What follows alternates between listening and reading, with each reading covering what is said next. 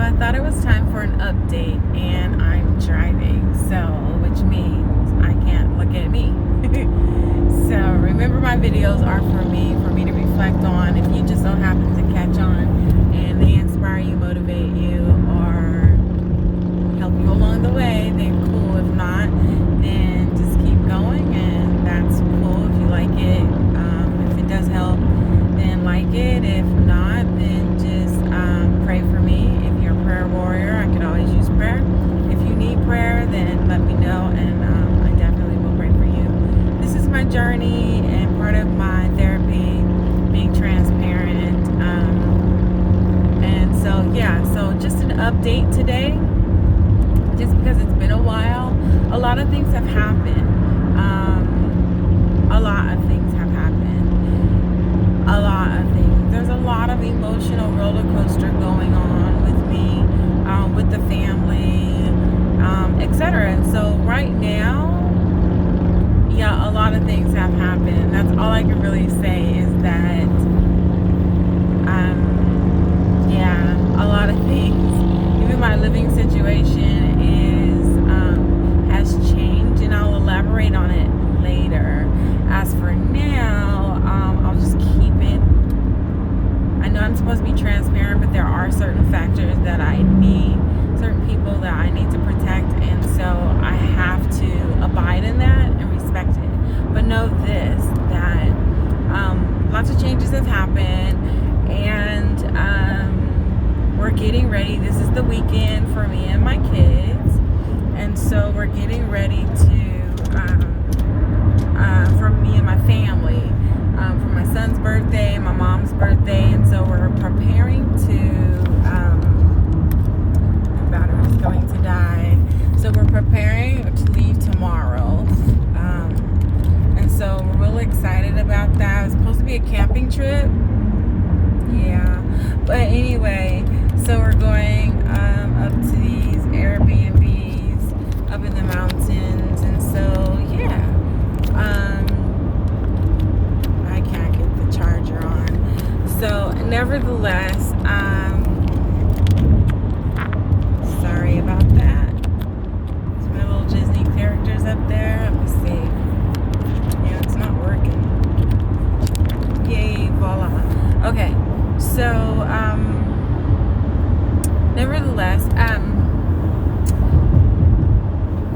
spirit, man, body, and soul. So let's talk about my spirit man first. I haven't been as thorough with the Lord lately. I haven't been so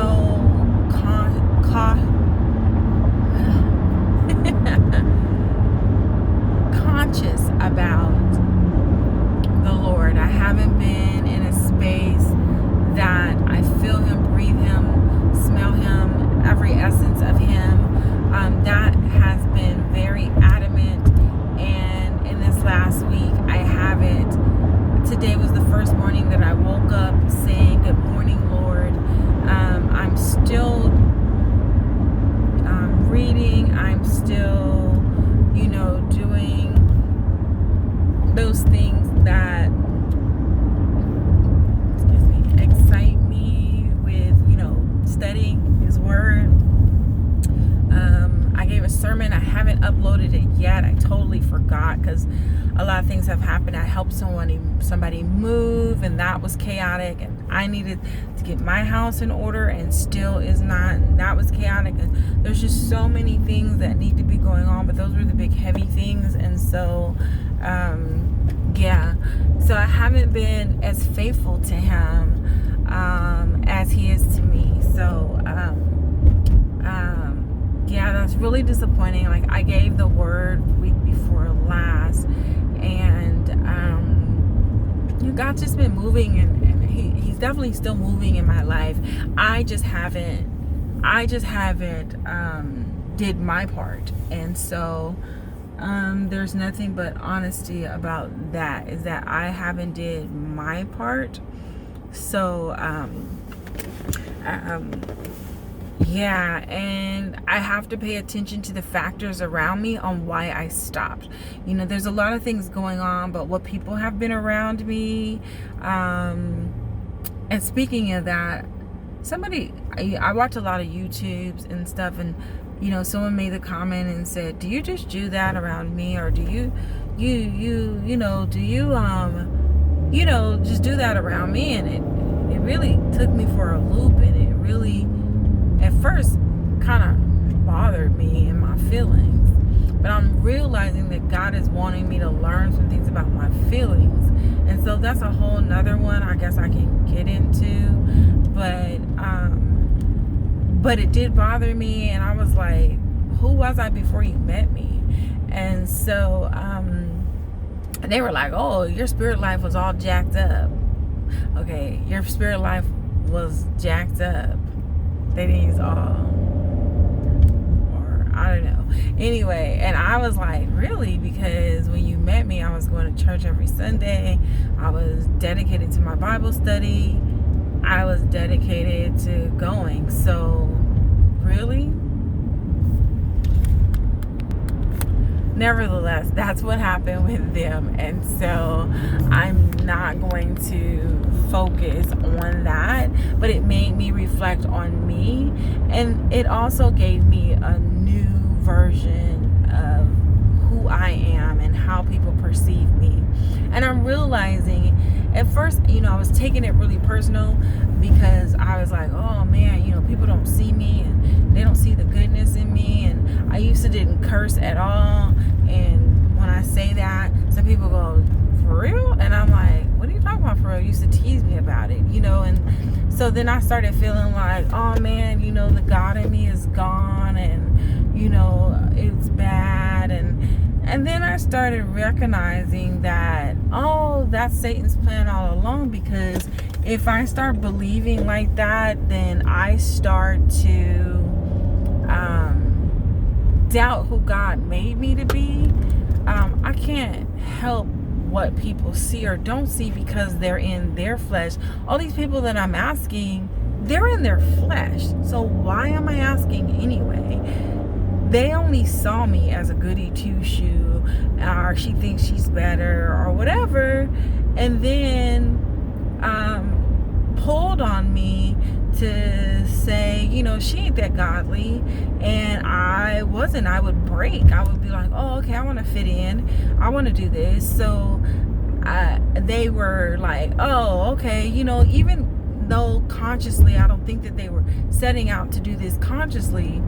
And I could be wrong, but yet here it was that I was proving that, I'm not that godly because I'm trying to fit in. Wrong. As a Christian, that's what people are going to do. They're going to challenge your Christian walk. They're going to challenge who you are. So why would you give anybody that? So, you've got to push back. And I realized that in this last week of like, man, it's happened a lot. And that one that was questioned was like, man, it gave me some reality. And then I was listening to Pastor Keon Henderson of the Lighthouse Church in Texas. I was listening to one of his sermons, and he had this oh gosh, how I get example of a man like standing up there, and then he had like 3 other men or 4 other men behind him, and they were all doing things behind his back, but he never saw it. And as long as he looked forward, he kept his eye on the prize, and so he was able to reach for the glory and stay in God's grace. But once we start turning around and looking back at what people are doing, then we want to confront it, and I'm paraphrasing, we want to confront it, then we want to clap back and be like, telling people off, like whatever. And I noticed that's what has been happening in my life, is that something happens, I'm like, that's not me, and then I end up being the very thing that I'm saying isn't me, because I'm so frustrated about it. And Satan is like, dang, this is good. Let me get me some popcorn, because this girl like keeps me laughing, you know? And so I had to get out of that and stop giving Satan the glory and the satisfaction of it being entertained by me, you know. And so I'm just now embracing that. And so I'm going to work on that really hard, you know, just because I remember a time in my life when things didn't matter so much and didn't hurt so much. And so it was like, oh, well, you know, people will say what they say. I'm no better than Jesus. So, you know, whatever. And I think I just passed where I was supposed to go. No, I didn't. And I'm on a mission today. And so, yeah, nevertheless, moving on, moving forward is my spirit is, that's room for my spirit to grow in realizing that I don't have to pay attention to what everybody says. I'm always trying to be a people pleaser, and you know, oh, there's growth in what people say about you, you know, and so you can grow with that. Don't just, you know, be like in denial. Embrace it. Well, that gives people an opportunity to kind of like screw you over. Like, really, they can talk about you really, really bad, and you believe it because you want to be the right person, and you know, you don't want to do what's wrong. I'm so sorry. Nope. So no longer are we going to live our lives like that. Okay, no longer am I going to live my life like that. So that's my spiritual walk. And so my mind, my soul, I can feel the growth that the Lord is giving me in my mind. He's healing me, taking the scales off of my mind. You know, there were lots of things that were going on in my head that were keeping me in bondage, depressed, frustrated. And at the end of the day, you know, I'm still healing. There's a lot of things that has happened, a lot of things I've not healed from in the last few years that I've just kind of said, oh, I've got to be strong. But the reality is that I don't have to be that strong. I can depend on God and be content with that. So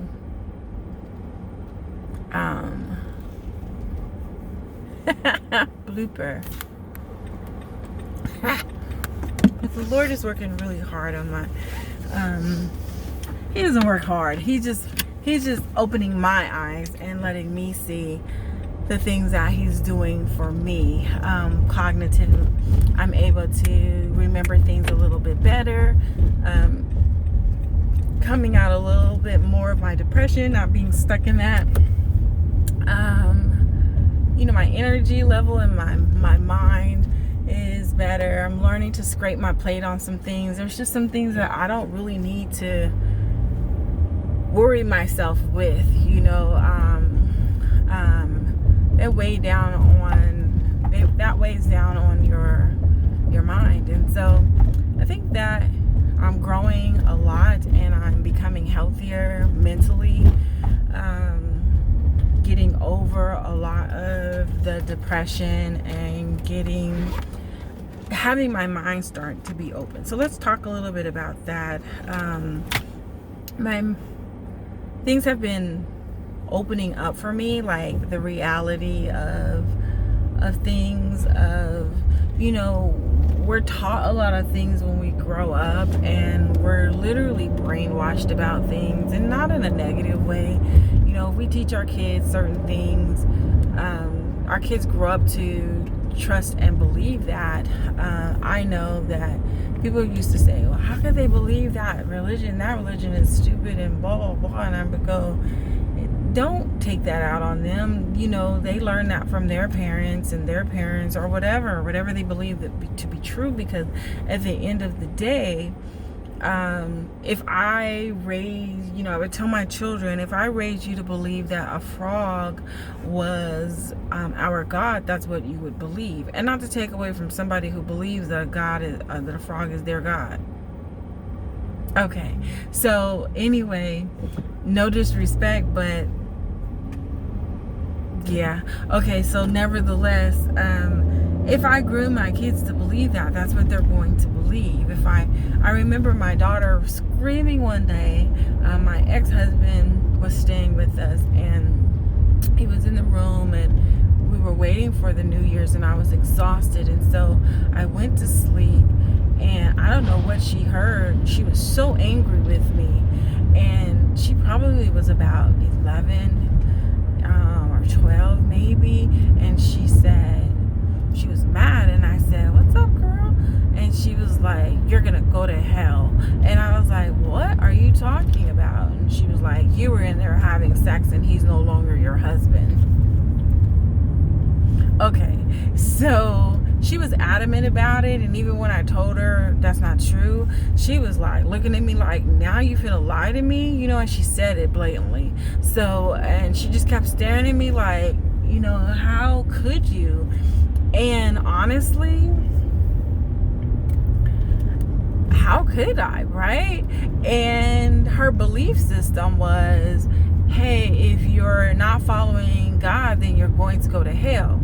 Okay, that's somewhat true, but there's grace, and we're so grateful for grace. But I've never told her, hey, if you have sex with somebody, you're going to go to hell. But I did teach her, if you sin, then you're going to go to hell. And so she equated, you're having sex, you're fornicating, that's no longer your husband, smart kid, you're going to go to hell.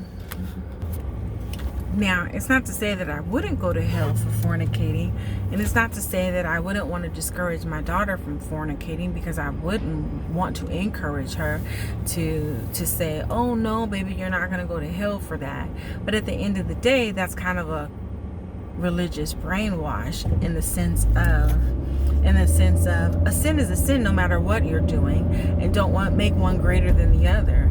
And so there are many reasons why we might go to hell, but just saying that I'm having sex, not having opportunity to repent or whatever, doesn't mean that I'm going to go to hell.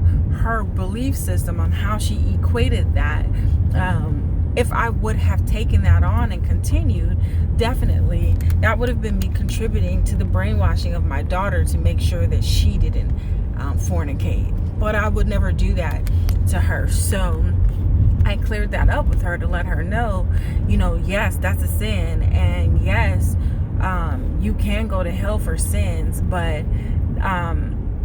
try to explain to her, she was very young, trying to explain to her what God's grace and mercy and repentance is, and how we can do things, and how we should be encouraging somebody when we see them do the wrong thing. Okay, even that in itself, that's my belief system. It's what I believe. I do the Christian walk that, hey, there's opportunity for repentance. Yes, if that's wrong, you're not supposed to be doing it, but we all fall short of the glory every single day. That's my belief system. Not giving my daughter an opportunity to look at other things out there. I need her to be enlightened. I need her to know what other religions believe in. I need her to see what is truth and what is not. And I'm hoping that I've planted enough seeds that I help her grow into the Christian that I would like her to be. But yet at the end of the day, we are all grown, and I have no bearings on her deciding if she's going to be a Christian or not. Luckily for me, she is, and her walk is a little different, and everybody's walk should be. I'm still gratefully and utterly blessed for the choices that she's made in her life, and what she sees as her her stones, you know, that she carries, that she needs to go, you know what, I'll get rid of that in due time. But for the most part, I'm utterly blessed and so amazed at all of my children, knowing that they all know God. And so, but just speaking of that, you know, we have other things that aren't even just religion. We have other factors in our life that that man is out there naked. I know y'all seen my facial expression, like, what? Okay, so we have other factors in life that say, you know, like if my daddy wanted a boy, and so they call me a girly tomboy. And so y'all see that makeup change real fast, that girliness, right? Because I came out, I was like, but then, yeah, anyway, so they call me a girly tomboy. Well, daddy wanted a boy, so there are things engraved in me that I do that I have to remember, like when a real gentleman comes around and opens the door for me, or says, let me fix your plumbing, or, you know, something to that effect, or let me get that for you. I'm sitting there going, we could go Dutch, I could pay for half, you know, or because I don't want any obligation, right? Or, you know, open the door for me. Okay, yeah, I am a lady, you know, and I do have class about myself. It's just, I'm so, you know, tomboyish too, that sometimes it gets the best of me, right? So that's a grooming that has happened. So, you know, maybe not using necessarily the word brainwashing, but a grooming, and it